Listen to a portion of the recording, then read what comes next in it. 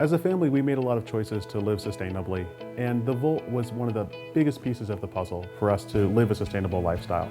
Really, the last thing that we were holding on to was our cars that ran on gasoline, and by having a Volt, I think it really allowed us to become a much more sustainable family unit. Before the Volt, I actually hadn't even seen an electric car. I remember that we were interested in getting a new car.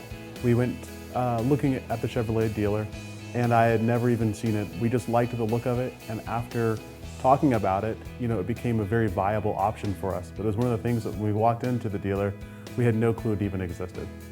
There are certainly some misconceptions about the Volt and about electric vehicles. When I first went to buy mine, my dad told me, well, you can't take that thing on the highway, right? I think he's picturing a golf cart, and that's certainly not the case with the Volt. I've heard some people say that the Volt is much more like a science experiment than it is a daily driver, but we travel with it every day, and it's our primary mode of transportation for our family whenever we're taking trips. The last time we visited the gas station was about 10 months ago to fill up the tank fully. We're down to about half a tank now, so we've used about 4 or 5 gallons. So we'll probably fill up again in about the next 2 to 3 months, perhaps, to get the tank back up to full before a big trip.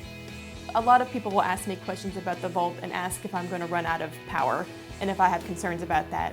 And I don't think everyone understands the distinction between the Volt and maybe some of the other electric vehicles on the market, that the Volt does have electric power but also has a gas backup, meaning that I'll never run out of power.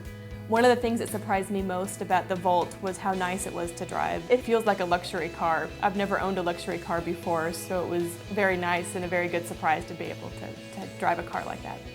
I'm not gonna lie, one of the only ways I drive the car is in sport mode, just because it's so much more fun. That's where you can really get the acceleration and the zip out of the car. It's great. I mean, we do drive it in eco-friendly modes when we're taking longer trips. When I'm just going around town and I have a little energy to spare, I'll always hit the sport mode button before I start my trip. It's very important to me to reduce my carbon footprint, and I feel like we've taken some steps towards that in our life with having solar panels on the house and having an electric car in our house is part of a green building program. So kind of all of those little things together help contribute to reducing our use of petroleum and reducing our carbon footprint.